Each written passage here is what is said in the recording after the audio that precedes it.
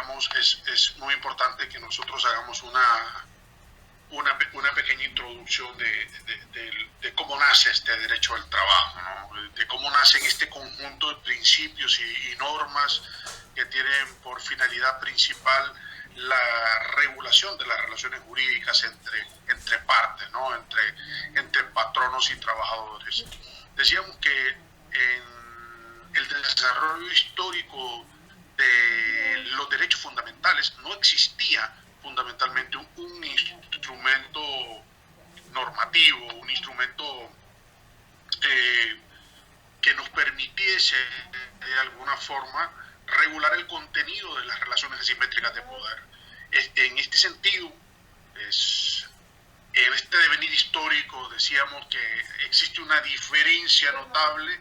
entre lo que es, por ejemplo, el esclavo y el trabajador hiposuficiente, ¿no? Decíamos que el esclavo en la época de la esclavitud y en esta evolución histórica no tenía derechos per se,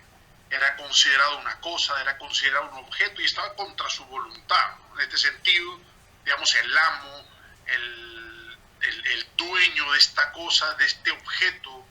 que no era más que una persona, un sujeto como tal,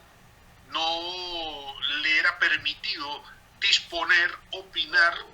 o de alguna manera siquiera agruparse,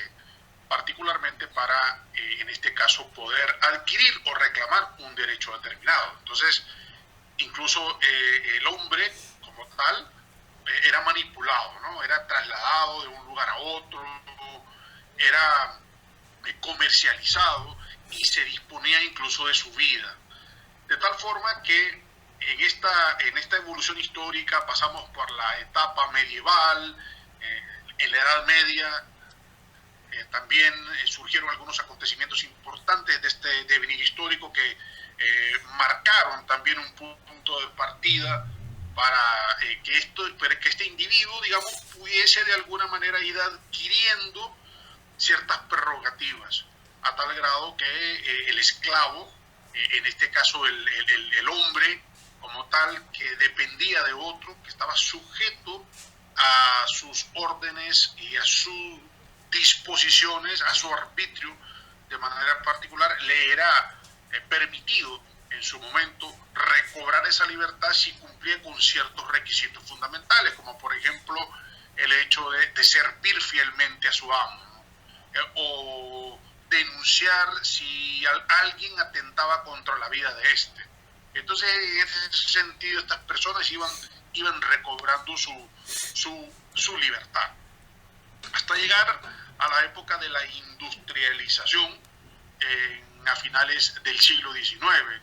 cuando se dieron los grandes acontecimientos de la revolución de derechos en el marco fundamentalmente de la explotación que se daba en las grandes industrias, y producto de esta industrialización en masa, los trabajadores no tenían jornadas de trabajo máximas, ni jornadas de descanso, ni días libres, ni tampoco periodos extraordinarios derivados en compensaciones laborales, ¿no? En este sentido, entonces, en el año de 1886 se da el gran fenómeno de lo que nosotros conocemos como la revolución de los trabajadores en las industrias, a través del paro nacional de industriales que se da, y que producto de este acontecimiento surgen los que se conocen como los mártires de Chicago, que fueron un grupo de personas que murieron en la conquista de estos derechos fundamentales. Y es aquí en donde entonces comienza de una u otra forma a regularse o a reivindicarse derechos que no habían sido reconocidos u otros que habían sido conculcados como tal. Incluso en el Código Napoleónico, por ejemplo, es un ejemplo clásico de ello, los edictos de Turgot, la ley Chapelier, eran disposiciones y códigos y normas de derecho que de alguna manera prohibían, castigaban y penaban la idea de que los trabajadores se reunieran colectivamente en asociación como tal en coalición como tal, para poder reclamar un derecho. Eso primero fue realizado, luego fue instituido, en este caso permitido, y luego posteriormente fue reconocido su derecho. Y fue entonces, digamos, en el año de 1919, con la finalización de la posguerra, después de la Primera Guerra Mundial, cuando se firma en el Salón de los Espejos el famoso Tratado de Versalles como punto de partida del reconocimiento de derechos fundamentales, y en donde se instituyen principios que son relevantes, como por ejemplo decíamos el trabajo no es considerado una mercancía ni es objeto de actos de comercio per se, ¿no? Es decir, entendemos como tal que el individuo no puede ser visto como una cosa, porque la persona humana es sujeto de derechos y su trabajo como tal no forma parte del comercio del hombre, si bien tiene objeto de una retribución producto precisamente de esta condición humana. Decíamos, no puede ser considerado un acto de comercio o una mercancía como tal, sino que es una compensación en este sentido, derivado de lo único que puede dar el trabajador con respecto a esta simetría de poder del capital, ¿no? Que es en este sentido el que arriesga lo único que tiene, que es su fuerza de trabajo, y que particularmente se va deteriorando día a día con el devenir del tiempo. En este sentido, es muy importante que nosotros entendamos y reconozcamos que, como decíamos en su momento, en la época de la esclavitud no habían derechos, el individuo estaba en contra de su voluntad, en este caso estaba forzado, disponían de sus condiciones generales de vida, y en esta evolución histórica de reconocimiento de derechos y reivindicaciones de conquistas, hoy el gran jurista Antonio Barrera Nicholson, a quien tuve el honor de conocer hace algunos años atrás, de nacionalidad argentina, decía que el derecho del trabajo nace producto de una realidad y con un objetivo, y que el derecho del trabajo como tal, decíamos, es un derecho fundamental. Y derivado de este nacimiento, que nace producto de una realidad y con un objetivo, hoy, dice, el objetivo particularmente parece incumplido. En este sentido, lo que él quiere decir es, bueno, nace producto precisamente de la idea de crear disposiciones normativas de orden público para tutelar las relaciones asimétricas de poder en esta hiposuficiencia del trabajador, en este estado de necesidad, pero según la visión de este jurista, y es algo que nosotros vamos a discutir en su momento, cuando hayamos estudiado esto y podamos tener una conclusión si efectivamente esto es vigente, si el derecho al trabajo nace producto de una realidad y con un objetivo, la realidad permanece vigente y el objetivo incumplido. Significa que sigue siendo en la actualidad fundamentalmente una norma de derecho que ha venido, lejos de fortalecerse, desregularizándose, flexibilizándose, precarizándose y poniendo entonces de manifiesto la actividad del trabajador en el ámbito del subempleo. Eso significa de obtener condiciones menos favorables día con día. Entonces, en conclusión, decíamos con esta frase que en aquel momento el trabajador, el esclavo, el individuo, llegaba contra su voluntad a ser sometido por parte del amo, ¿no? Hoy el trabajador se somete a voluntad propia por estado de necesidad a condiciones particularmente desfavorables. Entonces, en esta hiposuficiencia, ¿no?, el trabajador termina hipotecando sus espacios de dignidad humana, aceptando condiciones menos favorables, incluso que las determinadas expresamente en ley, que son de orden público y que tienen la característica de irrenunciabilidad de derechos, producto precisamente de su estado de necesidad. Y en esta hiposuficiencia, en esta simetría de poder, el patrono entonces termina disponiendo de él a voluntad propia como tal, y pagándole lo que quiere, explotándolo con jornadas extraordinarias de trabajo y particularmente disminuyendo sus derechos fundamentales, aunque decíamos que la norma está regulada, pero que en la práctica el derecho formal y el derecho real entonces fundamentalmente distan precisamente de su cumplimiento o de su objetividad. Una cosa es lo que está escrito en una norma de derecho y otra cosa es lo que efectivamente ocurre en la práctica, producto precisamente de este estado de no derecho, ¿no? De esta desregularización de normas, de esta flexibilización de disposiciones de carácter normativo. Una cosa es flexibilizar el derecho para acomodarlo a la nueva realidad o a la realidad actual, y otra distinta es desregularizarlo en condiciones como tal que atenten contra principios como el de progresividad, irrenunciabilidad de derechos y por supuesto estabilidad laboral. El caso más próximo que tenemos es el que ha ocurrido derivado de la pandemia, y antes de esto lo que ocurrió en el año 2010 con la creación del programa de empleo por hora, que hoy a partir del año 2014 ya es una ley instituida en la República de Honduras con disposiciones que obviamente son cuestionables porque atentan precisamente contra la estabilidad laboral del trabajador, que es uno de los principios fundamentales que nosotros vamos a estudiar ahora. Bueno, en el marco de esto pues han surgido una vasta conceptualización de cómo se puede definir el derecho del trabajo. Una cosa es derecho del trabajo y otra cosa es derecho al trabajo. El derecho al trabajo es un derecho fundamental y el derecho del trabajo es ese conjunto de principios y de normas que tienen esa finalidad principal de regular estas relaciones jurídicas entre patronos y trabajadores. En referencia nos enfocamos aquí, por supuesto, en el trabajo subordinado, no en el autónomo, porque si fuese autónomo no se regulan condiciones dispuestas establecidas en normas de derecho laboral, aunque sí con disposiciones que van aparejadas a relaciones más iguales, ¿no? Más no tan disímiles o no tan distintas, sino que digamos especiales, como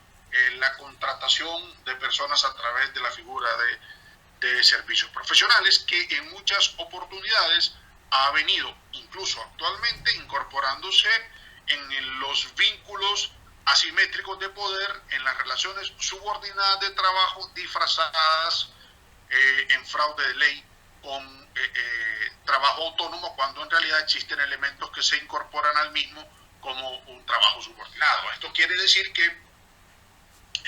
hoy día nosotros eso lo vamos a ver también más adelante, como un ejemplo, hoy día vamos a encontrar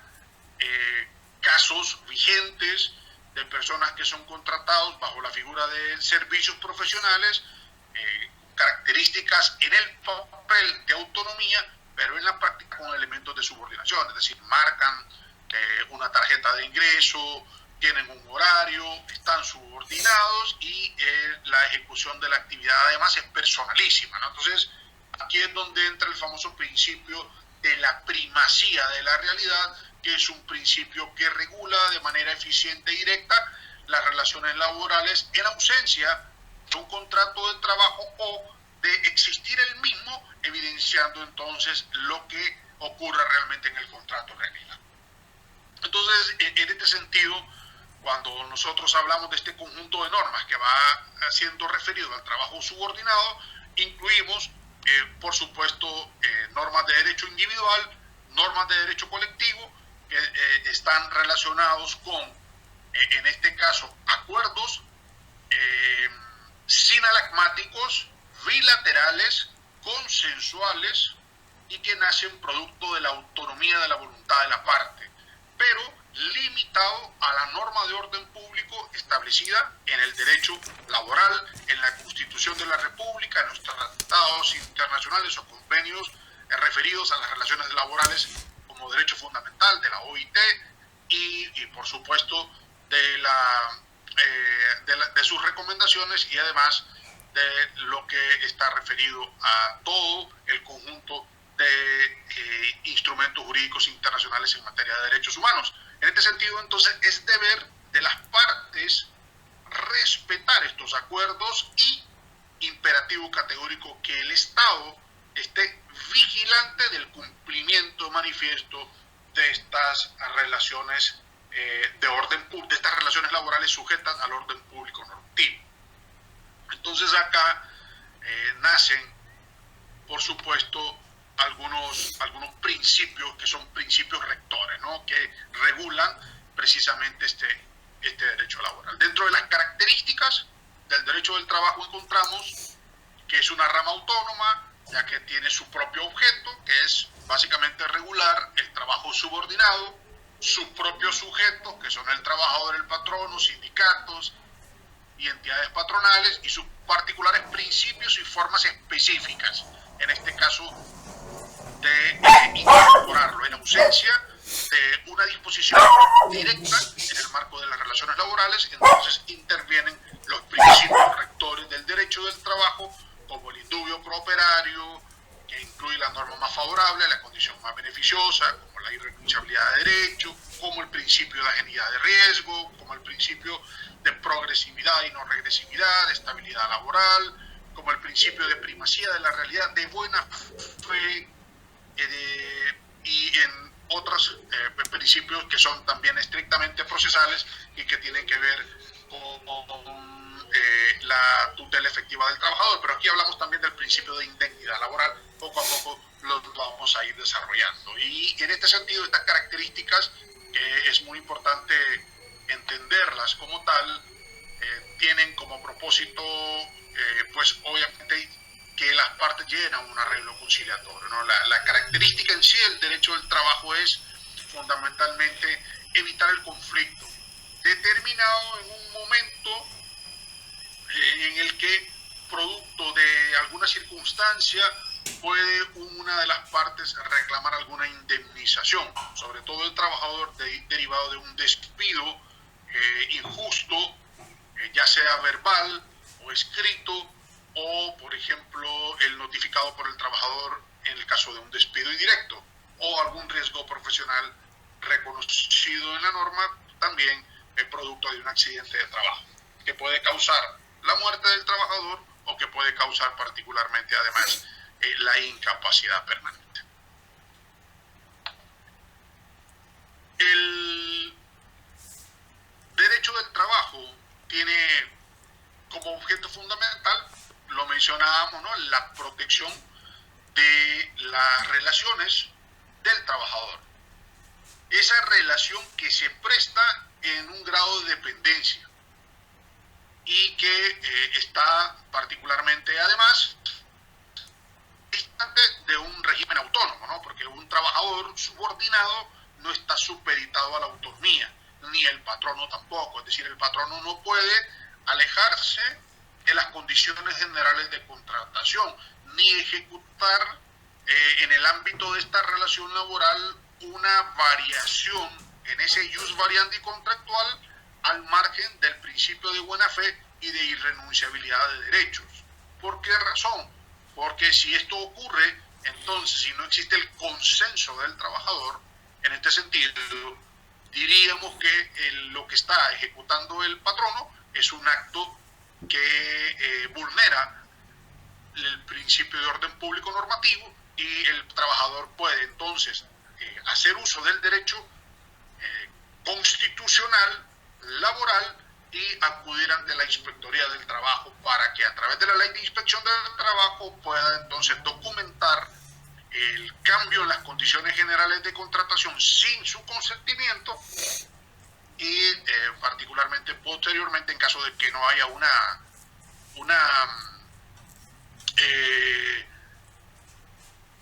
marcha atrás, una reivindicación del derecho conculcado por parte del patrono, entonces notificar incluso el despido indirecto y solicitar las indemnizaciones como si fuese un despido injustificado, pidiendo en este caso prestación prestaciones y derechos laborales particularmente, y en caso de no pagarlo, incluso los salarios caídos o salarios dejados de percibir.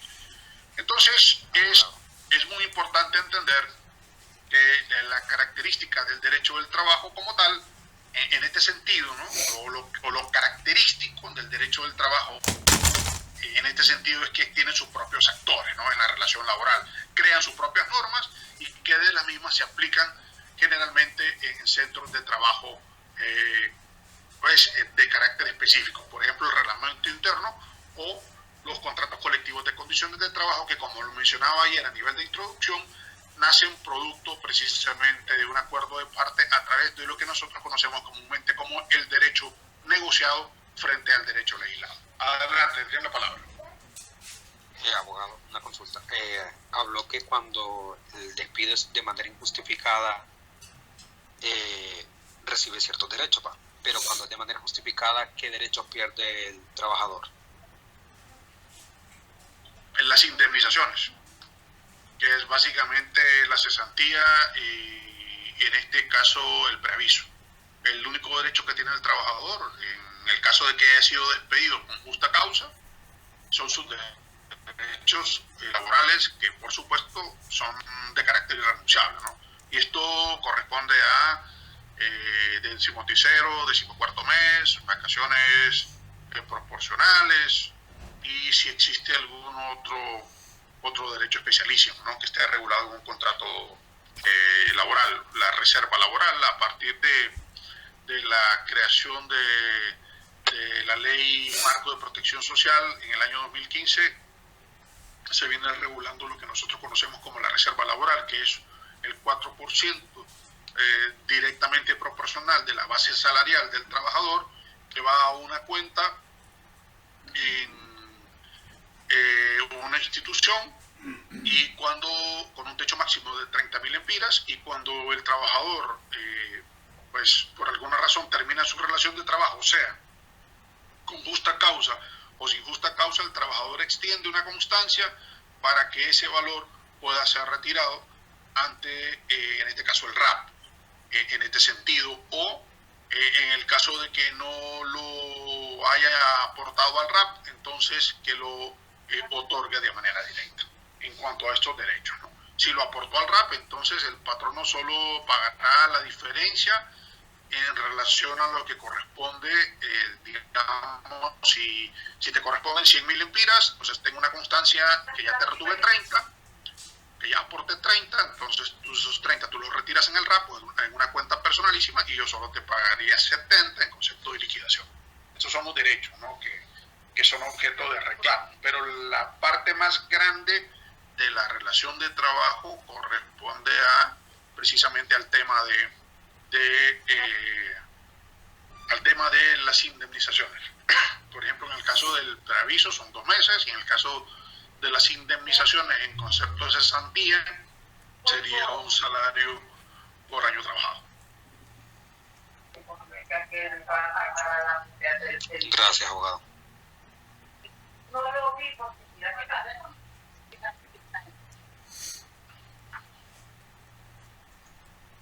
¿Alguien más?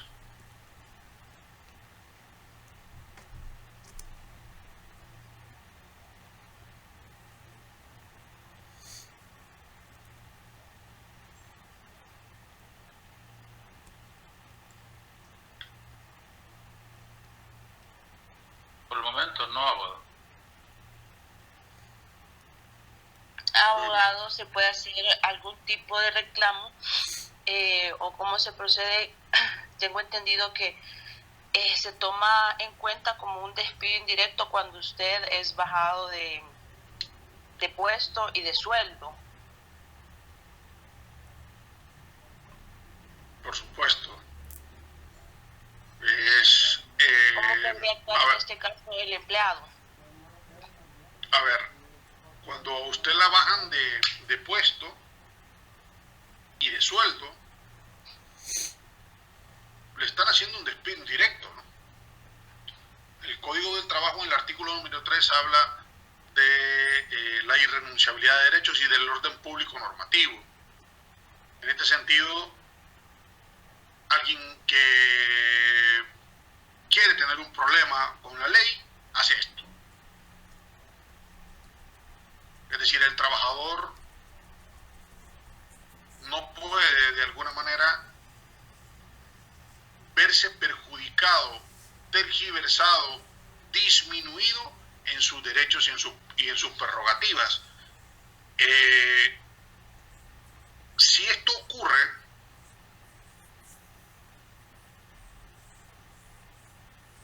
entonces el trabajador puede perfectamente acudir a la Inspectoría del Trabajo para tutelar su derecho conculcado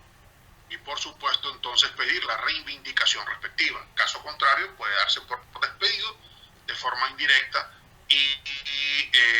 en este sentido, de forma adicional, entonces solicitar las indemnizaciones respectivas, como si en este caso el despido hubiese sido injustificado. Es decir, existen dos formas o dos mecanismos de poder exigir un derecho con respecto al trabajador: cuando te despiden de manera injusta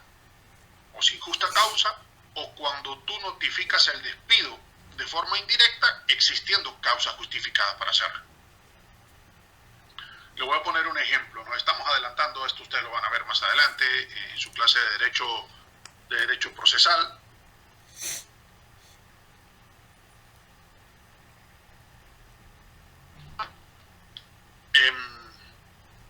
A ver, hace más o menos unos años atrás tuve una experiencia profesional bien interesante en San Pedro Sula, porque vino un trabajador, vino un patrono y le dijo a su trabajador: mira, a partir de mañana tu horario de trabajo ya no va a ser de 8 a 5 de la tarde, sino que será de 9 a 6 de la tarde, y le puso un memorándum.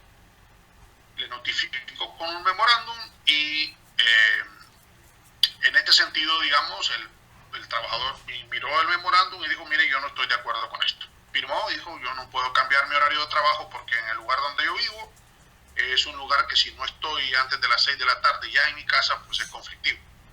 Entonces el trabajador no aceptó las modificaciones en su horario de forma unilateral. Entonces vino el patrono y le hizo una audiencia de descargo y quiso como sancionarlo. Antes de que esto ocurriera, el trabajador acudió a la inspectoría y se hizo acompañar de un inspector, levantó el acta, y una vez que se constató de manera evidente que este horario había sido modificado de manera unilateral y no por consenso, entonces el trabajador notificó el despido indirecto y exigió el cumplimiento de sus prestaciones laborales en un 100%. Y el juicio fue totalmente favorable a las peticiones del trabajador. Entonces, en ese ius variandi contractual, estas condiciones generales de contratación, el horario de trabajo no es algo que vaya supeditado a la autonomía de la voluntad de parte. Eso significa, no puede el patrono de forma unilateral cambiarte las condiciones de tu horario. Para eso debe haber un consenso. Este trabajador tuvo el valor de parar esta arbitrariedad y notificarla, darse por despedido y pedir el 100% de sus prestaciones si las obtuvo. Pero lo que mencionábamos, ¿quiénes de los trabajadores hacen esto realmente en la práctica? Terminan aceptando condiciones unilaterales, arbitrarias, injustas, simple y sencillamente porque el patrono así lo quiere, porque está a su conveniencia, y el patrono y el trabajador terminan agachando la cabeza y aceptándola por su estado de necesidad, ¿no? Esto 100 lempiras o nada, este trabajo o me voy a la calle. Entonces, estas son las cosas, ¿no? Entonces, muchas de estas situaciones tienen que ver precisamente con digamos, el derecho, pero también tiene que ver mucho con la persona, con el sujeto. Es decir, si tú aceptas o no aceptas esto. Si tú estás dispuesto a reclamar tu derecho Entonces, dice el artículo número 10 del Código del Trabajo que en este caso ningún trabajador puede, digamos, ser vulnerado en su derecho, en sus condiciones generales de contratación, por exigir su derecho. Abogado. Entonces, eso se llama principio de indemnidad laboral. ¿Cómo se llama? El trabajador debe salir indemne. Abogado, buenos días. Buenos días. Fíjese que me llama la atención lo que usted acaba de expresar con este ejemplo, ¿no? Porque casualmente, pues ahorita con la cuestión de la pandemia, pues definitivamente los derechos de los empleados se ha visto vulnerado de una manera flagrante y hasta grosera. Hace poco, casualmente, me di cuenta de un caso bajo el contrato de empleo por hora, que están haciendo un abuso total de la mano de obra, ¿verdad? Humana, de la mano de obra, ¿verdad? De los empleados. Porque, fíjese, hay una empresa aquí en Tegucigalpa, por ejemplo, que si el trabajador se enferma de COVID y el Seguro Social, obviamente, lo manda incapacitado, cuando el empleado decide retornar, y como son contratos que se van renovando mensualmente, ¿verdad? Porque esta es una ley nociva, definitivamente, al empleado no solamente no le renuevan, ¿verdad? Sino que queda despedido automáticamente.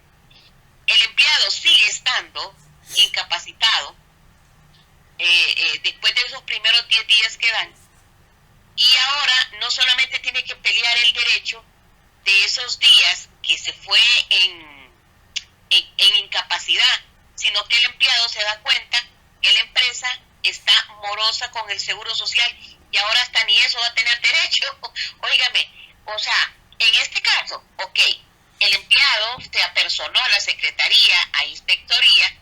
y fíjese que eso es lo más calamitoso en este país. La que está ahí de atención en inspectoría, ahí en el centro cívico gubernamental,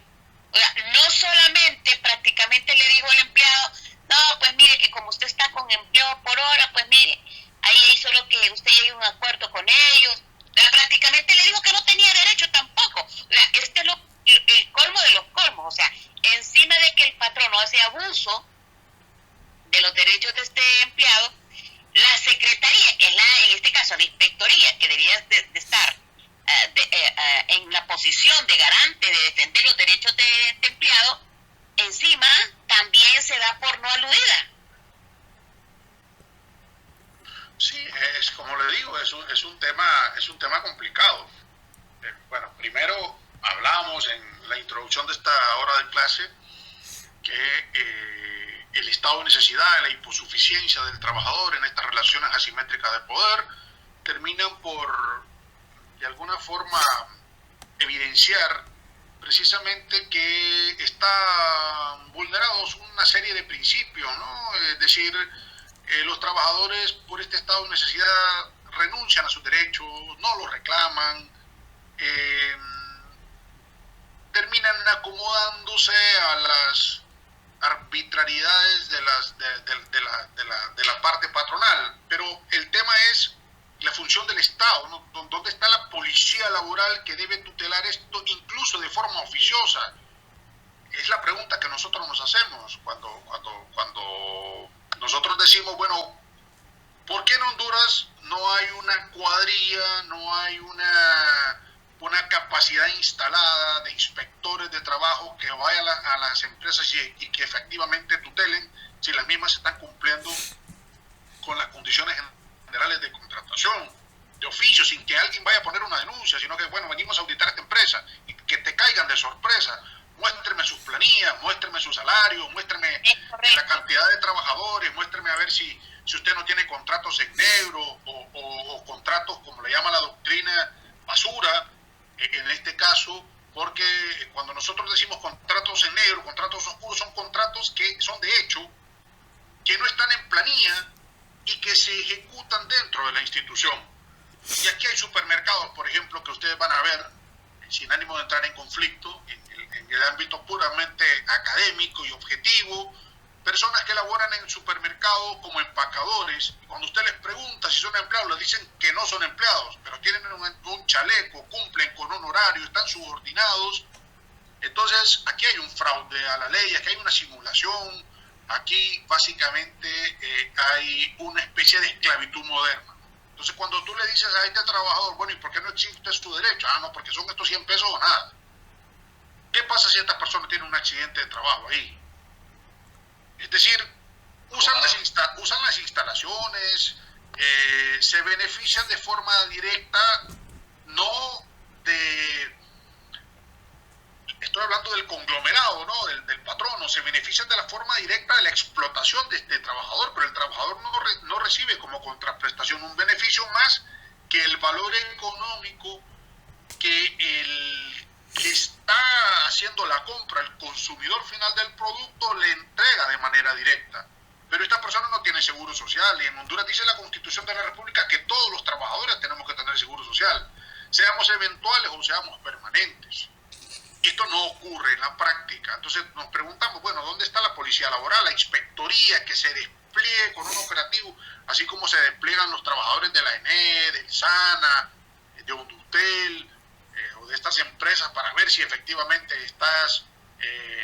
tu contador funcionando, si estás, digamos, consumiendo los kilovatios de energía de forma adecuada y no tienes adulterado tu consumidor, tu lector? ¿Por qué acá no ocurre esto? Entonces, por eso es que el doctor Barrera Nicholson decía esto, ¿no? Y es bien interesante en su frase cuando manifiesta: nace el derecho del trabajo producto de una realidad y con un objetivo, la realidad que no había una seguridad jurídica, un conjunto de normas que regularan las relaciones asimétricas de poder, una explotación directa y manifiesta de la clase patronal, y el objetivo era regular estas condiciones generales para poner en equidad, en justicia, en equilibrio estas diferencias. Pero se crearon una serie de normas que en la época del famoso estado de bienestar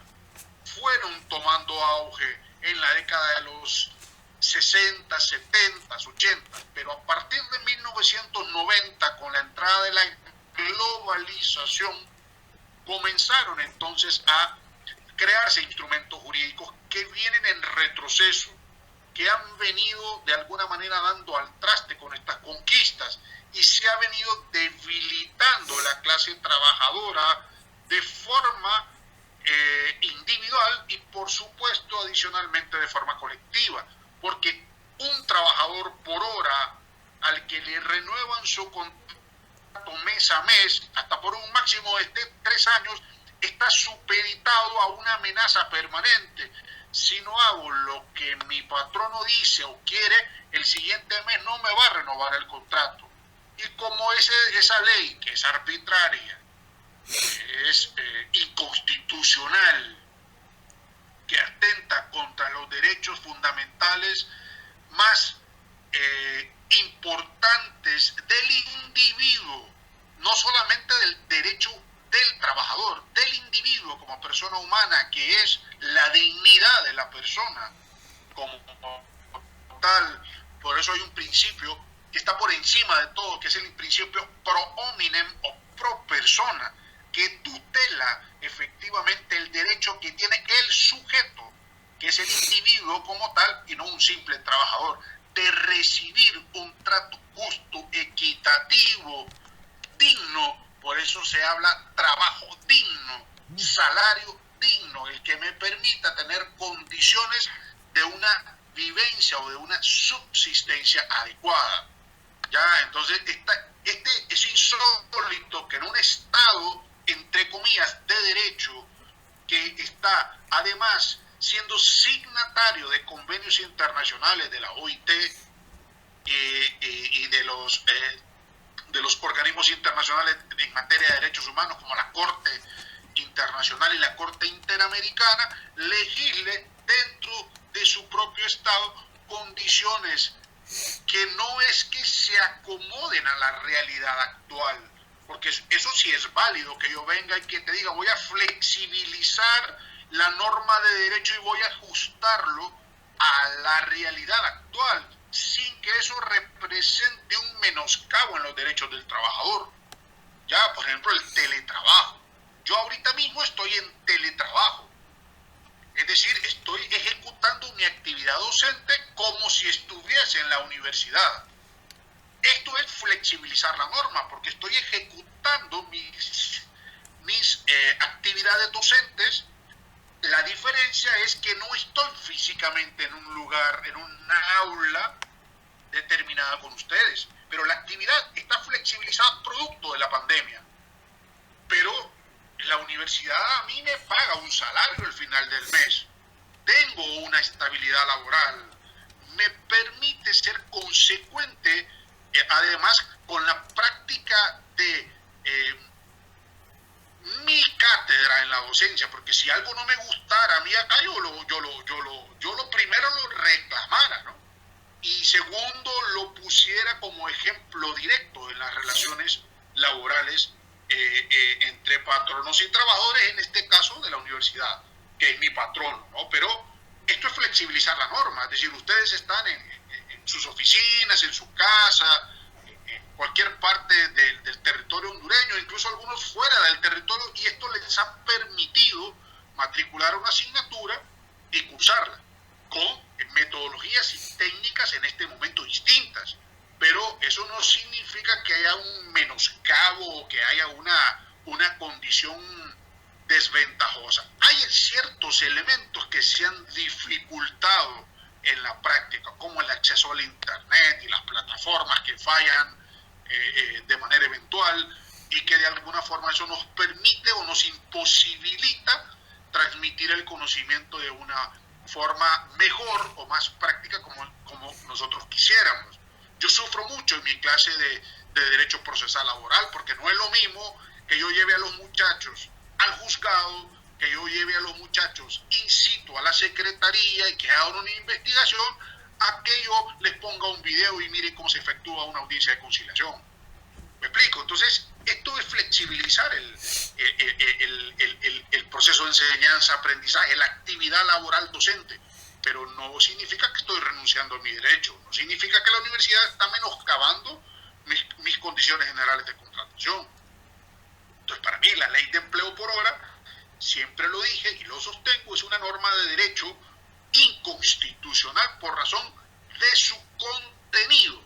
porque si bien es cierto, siguió los pasos de una ley en el Congreso de la República y fue creada como tal, primero como un programa de emergencia nacional, luego se elevó a la categoría de ley. Esta atenta contra normas de carácter general, contra principios fundamentales del derecho del trabajo, contra convenios internacionales de la OIT de Derechos Humanos, en el que Honduras es signatario. Entonces nosotros nos preguntamos, bueno, ¿dónde está el Estado de Derecho? ¿Dónde está la institución? Entonces, si yo te quiero contratar por hora, debo de tener claro que en mi planilla no puedo tener más de 4 trabajadores. Es decir, el 40% de mi planilla es el número máximo de trabajadores por hora y el 60% debe ser una actividad permanente. Pero este 40% tiene un trato desigual con respecto a los permanentes, porque están primero supeditados a condiciones generales de contratación, variantes mes a mes, y aunque se te está pagando la hora adicional en la que está indexado presuntamente, en este caso,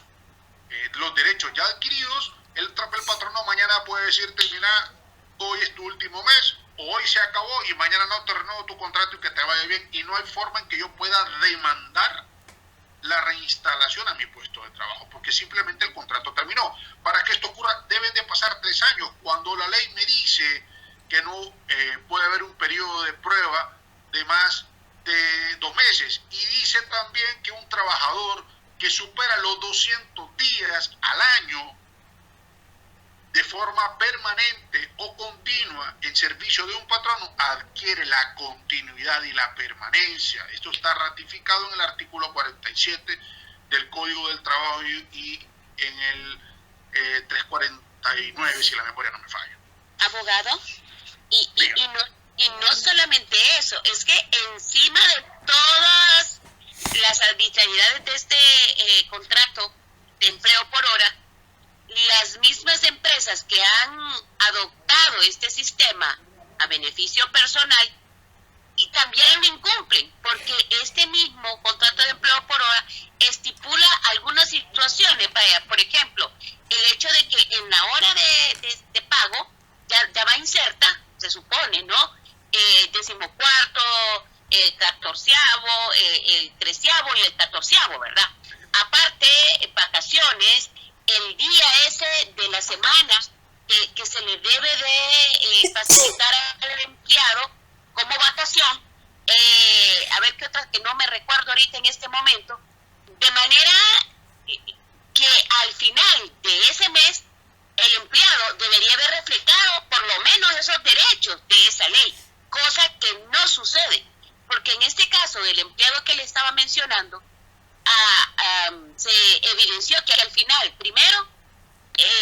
nunca se le dio ese día, porque el patrono vino y le dijo, sí, que para eso te doy el sábado y el domingo. O sea, mire qué cosa, va. Y encima le dice que se supone que en la hora que le pagaba, ahí van sus derechos, cosa que también disminuyó. O sea, al final, cuando le pagaba cada mes, se miraba reflejado, o sea, que porque él tiene que pagarle de acuerdo a la hora base, no a la inventada por el patrono, sino a la que ya está establecida, cosa que tampoco está haciendo esta empresa. Entonces, bueno, digo yo, y entonces, en definitiva, ¿qué le queda a la clase laboral de nuestro país bajo este contrato? Que aparte de que ha disminuido los derechos del empleado, o sea, empodera a este tipo de personas, empresarios, entre comillas, a abusar de la clase laboral, pues, porque el mismo Estado, en vez de, como usted bien lo apuntaba, de tener, porque la misma ley que crea estas auditorías, en este caso, la Inspectoría General del Trabajo, no está cumpliendo con su trabajo, sino que encima vulnera y pareciera ser que recibiera alguna canonjía de parte de estos empresarios para decirle a los pobres empleados cuando van y ponerle el reclamo, decirles, pues no, mire que mejor arregle, ¿verdad? Porque ¿para qué se va a meter a problemas? ¿Verdad? O sea, qué barbaridad, pues, o sea, ¿qué le queda entonces a la clase laboral en este país? No, pues la respuesta es clara, ¿no? Es hacer uso del derecho y reclamo. El riesgo de irte de frente de tu patrón y quedarte sin empleo, sí, pero por otro lado, ejecutando esta acción, aspirarías a tutelar tu derecho y a reivindicarlo, ya sea sentando un precedente para que se te incorpore a tu puesto de trabajo o para que te paguen el 100% de tus prestaciones, y esto viene de alguna manera a ir fortaleciendo, por llamarlo de alguna forma, los procesos. El problema aquí es, volvemos a lo mismo, el trabajador termina agachando la cabeza, termina aceptando estas condiciones de indignidad. Yo recuerdo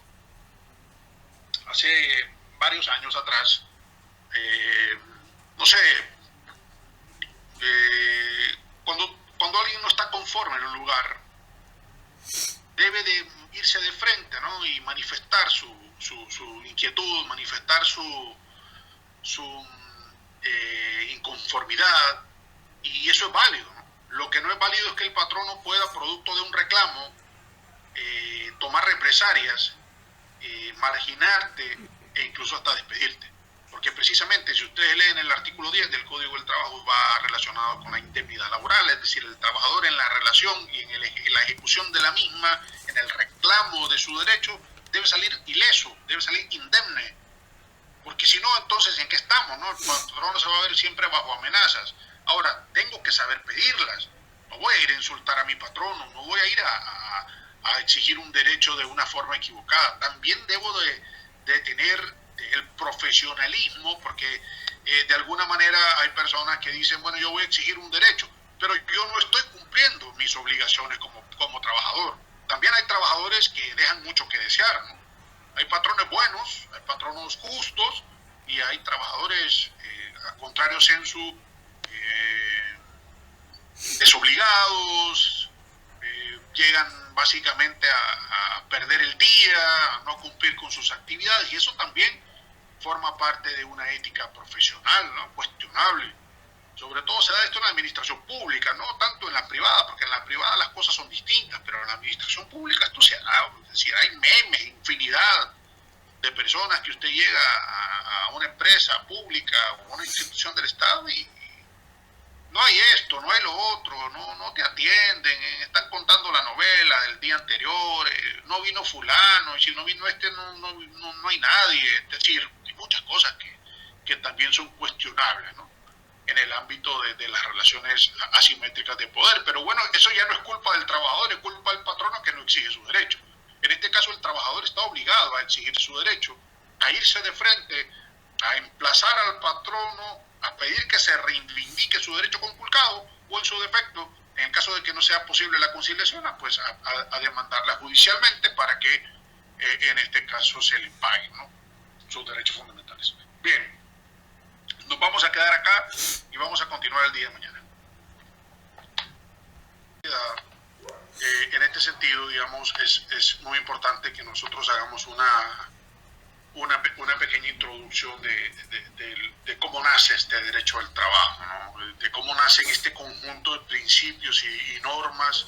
que tienen por finalidad principal la regulación de las relaciones jurídicas entre partes, ¿no?, entre patronos y trabajadores.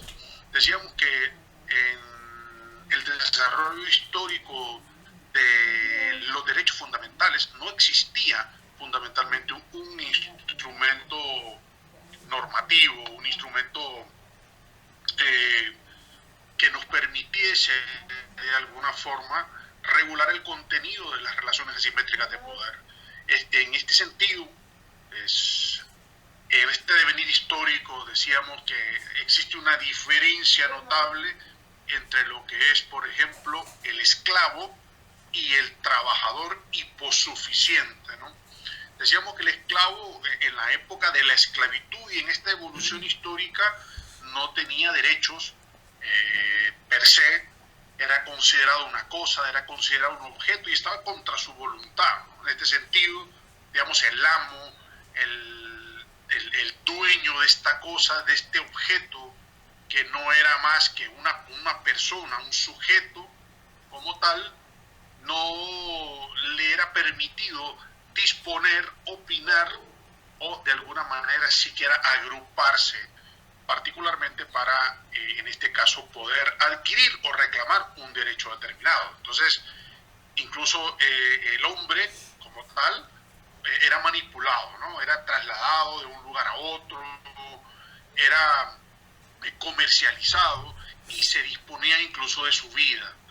De tal forma que en esta evolución histórica pasamos por la etapa medieval, en la Edad Media también surgieron algunos acontecimientos importantes de este devenir histórico que marcaron también un punto de partida para que este individuo, digamos, pudiese de alguna manera ir adquiriendo ciertas prerrogativas, a tal grado que el esclavo, en este caso el hombre como tal, que dependía de otro, que estaba sujeto a sus órdenes y a sus disposiciones, a su arbitrio, de manera particular, le era permitido en su momento recobrar esa libertad si cumplía con ciertos requisitos fundamentales, como por ejemplo el hecho de servir fielmente a su amo, ¿no?, o denunciar si alguien atentaba contra la vida de este. Entonces, en ese sentido, estas personas iban recobrando su libertad, hasta llegar a la época de la industrialización a finales del siglo XIX, cuando se dieron los grandes acontecimientos de la revolución de derechos en el marco fundamentalmente de la explotación que se daba en las grandes industrias, y producto de esta industrialización en masa, los trabajadores no tenían jornadas de trabajo máximas, ni jornadas de descanso, ni días libres, ni tampoco periodos extraordinarios derivados en compensaciones laborales, ¿no? En este sentido, entonces, en el año de 1886 se da el gran fenómeno de lo que nosotros conocemos como la revolución de los trabajadores en las industrias, a través del paro nacional de industriales que se da, y que producto de este acontecimiento surgen los que se conocen como los mártires de Chicago, que fueron un grupo de personas que murieron en la conquista de estos derechos fundamentales. Y es aquí en donde entonces comienza de una u otra forma a regularse o a reivindicarse derechos que no habían sido reconocidos, u otros que habían sido conculcados como tal. Incluso en el Código Napoleónico, por ejemplo, es un ejemplo clásico de ello, los edictos de Turgot, la ley Chapelier, eran disposiciones y códigos y normas de derecho que de alguna manera prohibían, castigaban y penaban la idea de que los trabajadores se reunieran colectivamente en asociación como tal, en coalición como tal, para poder reclamar un derecho. Eso primero fue realizado, luego fue instituido, en este caso permitido, y luego posteriormente fue reconocido su derecho. Y fue entonces, digamos, en el año de 1919, con la finalización de la posguerra, después de la Primera Guerra Mundial, cuando se firma en el Salón de los Espejos el famoso Tratado de Versalles como punto de partida del reconocimiento de derechos fundamentales, y en donde se instituyen principios que son relevantes, como por ejemplo, decíamos el día de ayer, el trabajo no es considerado una mercancía ni es objeto de actos de comercio per se, ¿no? Es decir, entendemos como tal que el individuo no puede ser visto como una cosa, porque la persona humana es sujeto de derechos, y su trabajo como tal no forma parte del comercio del hombre, si bien tiene objeto de una retribución producto precisamente de esta condición humana. Decíamos, no puede ser considerado un acto de comercio o una mercancía como tal, sino que es una compensación en este sentido, derivado de lo único que puede dar el trabajador con respecto a esta simetría de poder del capital, ¿no? Que es en este sentido el que arriesga lo único que tiene, que es su fuerza de trabajo, y que particularmente se va deteriorando día a día con el devenir del tiempo. En este sentido, es muy importante que nosotros entendamos y reconozcamos que, como decíamos en su momento, en la época de la esclavitud no habían derechos, el individuo estaba en contra de su voluntad, y en este caso estaba forzado, disponían de sus condiciones generales de vida, y en esta evolución histórica de reconocimiento de derechos y reivindicaciones de conquistas, hoy el gran jurista Antonio Barrera Nicholson, a quien tuve el honor de conocer hace algunos años atrás, de nacionalidad argentina, decía que el derecho del trabajo nace producto de una realidad y con un objetivo, y que el derecho del trabajo como tal, decíamos, es un derecho fundamental. Y derivado de este nacimiento, que nace producto de una realidad y con un objetivo, hoy, dice,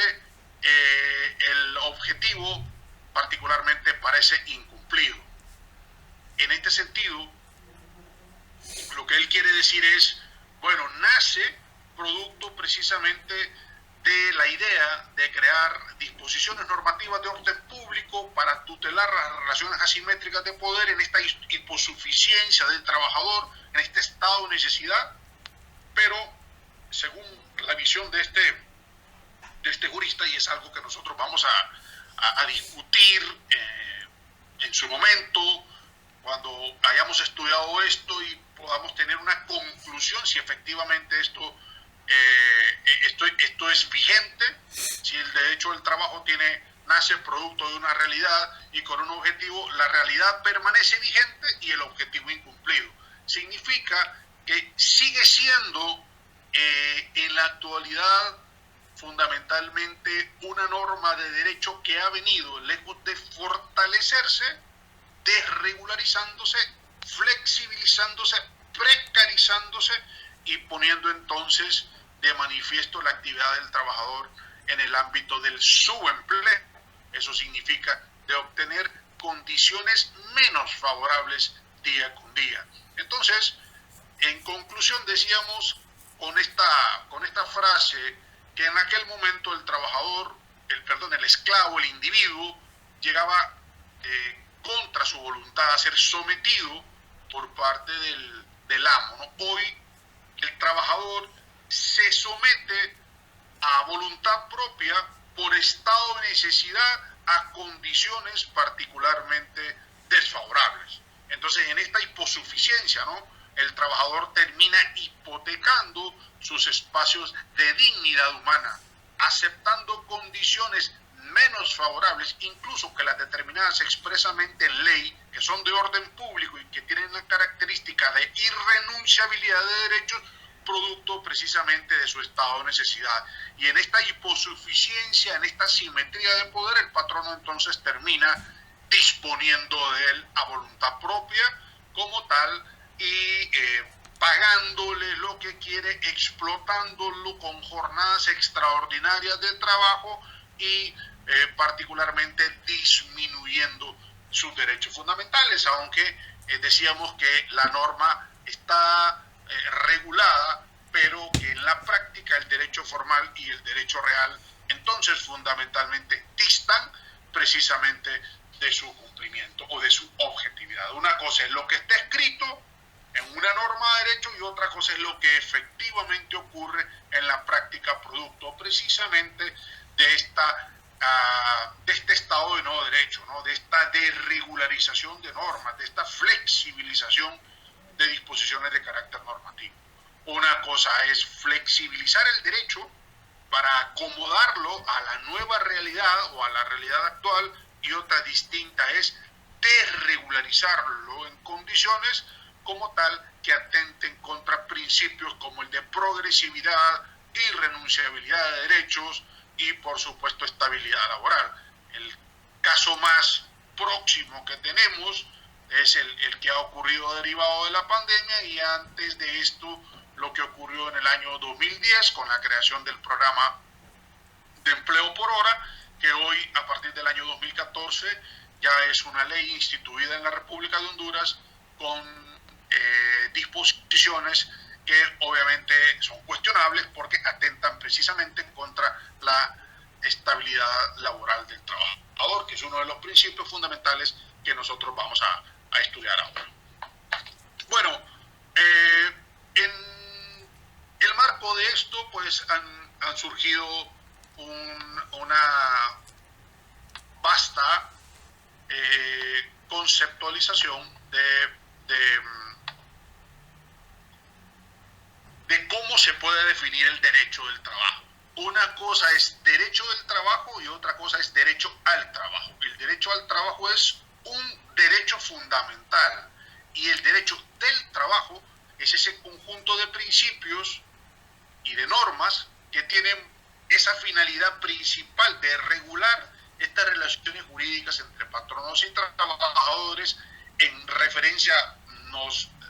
enfocamos aquí, por supuesto, en el trabajo subordinado, no en el autónomo, porque si fuese autónomo no se regulan condiciones dispuestas establecidas en normas de derecho laboral, aunque sí con disposiciones que van aparejadas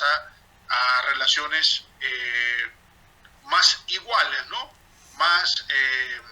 no tan disímiles o no tan distintas, sino que digamos especiales, como la contratación de personas a través de la figura de servicios profesionales, que en muchas oportunidades ha venido incluso actualmente incorporándose en los vínculos asimétricos de poder, en las relaciones subordinadas de trabajo disfrazadas en fraude de ley con trabajo autónomo, cuando en realidad existen elementos que se incorporan al mismo como un trabajo subordinado. Esto quiere decir que hoy día nosotros eso lo vamos a ver también más adelante. Como un ejemplo, hoy día vamos a encontrar casos vigentes de personas que son contratados bajo la figura de servicios profesionales, características en el papel de autonomía, pero en la práctica con elementos de subordinación, es decir, marcan una tarjeta de ingreso, tienen un horario, están subordinados y la ejecución de la actividad además es personalísima, ¿no? Entonces,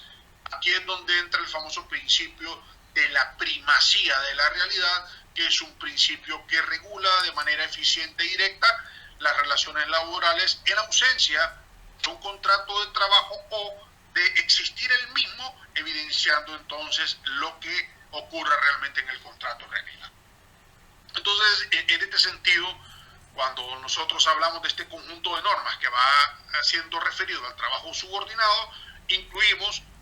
por supuesto, normas de derecho individual, normas de derecho colectivo, que están relacionados con, en este caso, acuerdos